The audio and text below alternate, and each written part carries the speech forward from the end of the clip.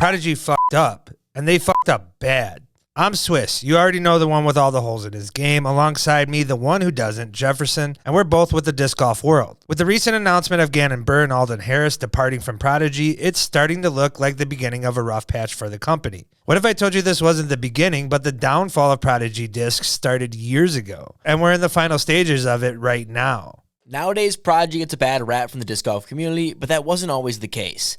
To understand the downfall of Prodigy, we have to take a look at their beginnings. In the early days of disc golf, there wasn't much room to make a career.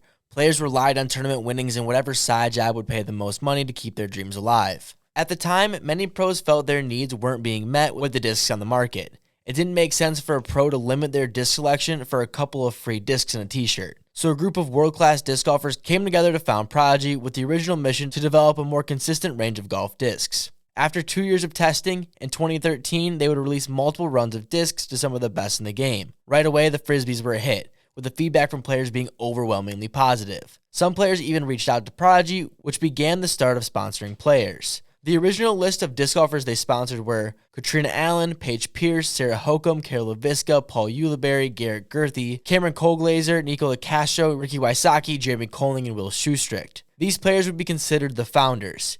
Each was given a certain stake in the company and influenced how the brand would move forward. Prodigy would also be the first manufacturer to pay their disc golfers a salary, which set a precedent that carries into the modern game. Within a few years, other companies started offering lucrative contracts to players, resulting in many of the founding players leaving Prodigy. Today, only 3 are still with the team, those being Will Schustricht, Cameron Colglazer, and Cale LaVisca.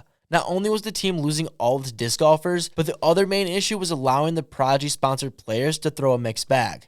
But who would buy Prodigy discs even if their sponsored pros don't throw them? The other problem was this guy named Paul Macbeth who would win 4 world championships the first 4 years Prodigy existed, never letting a Prodigy player a chance to win a big title and prove their discs were thrown by winners, which they desperately needed because they've been fighting an uphill battle their entire lifespan. It started with the controversies of players just slapping Prodigy stamps on other manufacturers' discs, reinforcing the idea their discs are subpar. Now the conversation has switched to if Prodigy discs are even up to standard. Players have to watch their hands for cuts after throwing anything recent bought from them. When your own sponsored players complain about your product not being up to standard, you know there's an issue. It's even worse when store owners were giving out discs to pros for free because they wouldn't sell in their shop.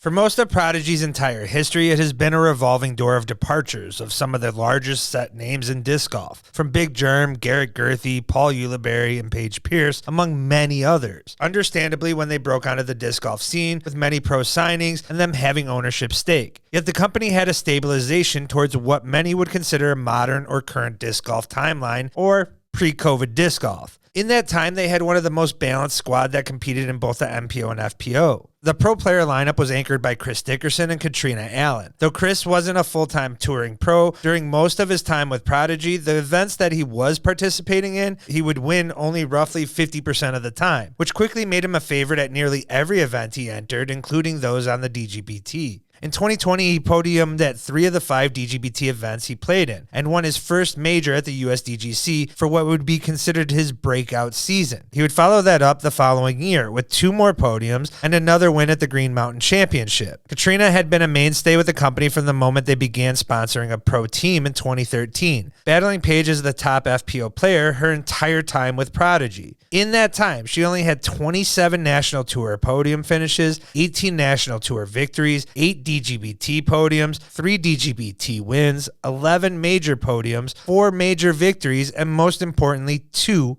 world championships. Her first in 2014 and her second in an epic comeback fashion on the final hole in 2021 against Paige. The remainder of the squad was filled with crafty vets in Cale LaVisca, Luke Humphreys, and of course fan favorite Matty O. Some promising young talents in Kevin Jones and Heather Young, and a staple of even younger prospects in junior world champion Gannon Buhr, who'd yet to make an impact on the tour, but was much anticipated, and a street team player into a budding pro, Alden Harris, while also having a base of talent overseas in Europe, and Prodigy being one of, if not the biggest manufacturer in Europe due to the efforts of Seppo Payo, which the brand in Europe was headlined by Vanu Makala. With that established lineup and the spike in growth due to the COVID boom, that 2020 lineup and the brand, though smaller than the big dogs in the sport, still stood near the top manufacturers in the game at that point in Innova, Discraft, and Discmania. Not bad for a brand that had been around for less than a decade. However, rumors and issues of poor business practices with the company lingered, which included disc production issues, general player promotion, player tour series disc lineup selections, tour series disc royalties, player payout disputes, and amounts of player sponsorship totals when compared to other leading players in the game with other manufacturers. Though the Prodigy brand on Dickerson felt as common part of the player as his patented camo, the fact he is the most marketable player on Prodigy roster isn't touring the bulk of the tour, let alone its entirety, certainly didn't help quiet those speculations. And let's not forget Matty O living out of and needing fan support to get his car back running. With the expansion of the game's participation brought more money into the sport. Prodigy began to see more competition with an increase in new brand manufacturers, new disc releases, including an expanded professional tour series lineup featured by your biggest competitors' sponsored players, and pro sponsorship contract money as a whole. The 22 offseason and subsequent decisions after have led to where Prodigy finds themselves currently. In that offseason, Prodigy would lose Cornerstone's Dickerson to Discraft and Katrina to Discraft's sister company dga. Many would understand not being able to compete fully for Dickerson on a contract in length and amount. However, the fact he expanded his tour his first season with a Discraft bus certainly appears the lack of touring prior was more a financial decision than a personal choice. Top 10 talent Matty O leaving for Westside Disc, though under the Trilogy lineup, was still a smaller manufacturer also. Matty would only go on media tour expressing how the 2-year contract allowed him to purchase a home and a better touring vehicle, only adding to the narrative surrounding the Prodigy company. And even with these departures, the loss of Katrina after 8 years had an even greater impact. Katrina had been with the company for its entirety, and all her notable achievements were with Prodigy, let alone her being one of 2 premier female talents in the sport at that time. For her to leave for DGA of all places and not a major manufacturer is a larger statement that too few acknowledged at the time. It was inexcusable for them not to resign Katrina and have her become a brand ambassador much like they have done with Kale, Seppo, and Will Shoestrick. A big loss only further exasperated with Heather Young's departure from the game, leaving the company with little to no representation in the FPO. Still to this day, mind you. Prodigy, needing to compete and respond, chose instead to sign KJ over the other 3 established pros, signing him to a 4-year deal. The younger and for some considerably more popular player at the time seemed like a must signing for many. They would also go on and fill out the remainder of the roster with their already signed young players and the signing of 2 brothers from Georgia, Ezra and Isaac Robinson. Along with that KJ contract came the company matching other major manufacturers' practices of creating a player disc lineup, which the DJ would be one of the first for the company alongside Kale. To this day, KJ has 3 discs that are part of this lineup in the Reverb, Distortion, and Spectrum. Now, halfway through that contract, the lack of a single win under KJ's resume and what seems to be missing reverbs in people's bags, it's becoming ever more evident that the company has the bulk of their money, what many would say is a bad money contract. And had it not only been for the successes of young talents they cultivated and signed, would be in far dire straits as a whole. While KJ is still searching for that victory, others on the roster are winning Elite and Silver Series events, while also adding 3 total major victories, including a World's Championship and a USDGC win under their brand. In that span, let's not also ignore the embarrassment of suing a 17-year-old to prevent him from leaving the brand a year early from his contract. Although Isaac and Gannon's success on the course this year tampered those talks slightly, Prodigy continues to slip further and further down the disc golf manufacturing hierarchy. With the final departure of Gannon Burr, the company will have lost 4 most likely Hall of Famers from their roster within 3 years. Even if you feel Gannon would be the most difficult to sign as far as total dollars, and it certainly wouldn't be debated by many,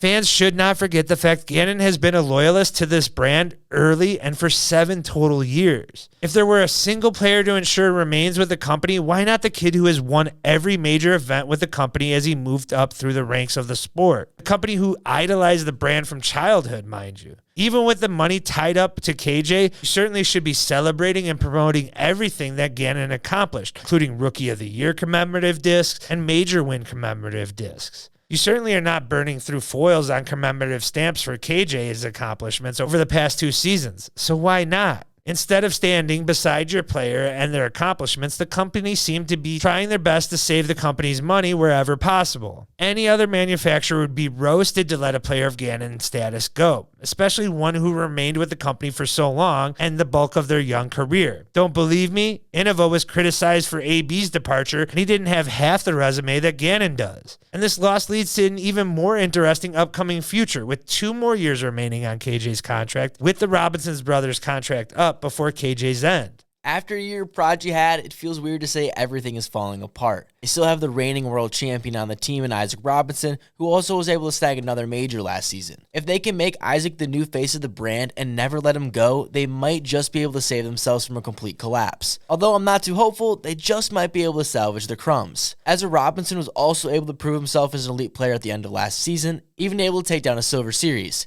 Yeah, no one was there, but it's still a win on the resume. Kevin Jones has 2 more years on his contract to make some moves. KJ hasn't done anything big in a while, and my hope has been fading harder than his beat drops, but he could just surprise me. I will say that he is one of the bigger personalities in the game, and if Prodigy wants to get over their stupid naming system, they should push DJ Kevin more, because I'd rather watch paint dry than Isaac Robinson. At least his brother looks like he's going to slam a monster at any minute. Prodigy made promising moves earlier last season, signing Caroline Henderson, who should be making an appearance on tour this season for the first time with a full Prodigy bag. Also, Rookie of the Year nominee Aiden Scott showed promise in 2023, and if Prodigy doesn't lose him like they have all their other prospects, I could see him helping out the brand for the younger generation. I know looking back at the old Prodigy team, it doesn't compare. Now it's just on them to perform. But if we're being honest, there's no way Prodigy keeps up with what they have. Looking back at how badly they've mismanaged some of the best disc golfers in the world should be proof enough that they won't be able to handle their current situation. The good news, they have fewer players to screw up. If Prodigy were smart, they would make it easy on themselves and just secure the Robinsons, because it seems they're a pair at this point. Then dump KJ.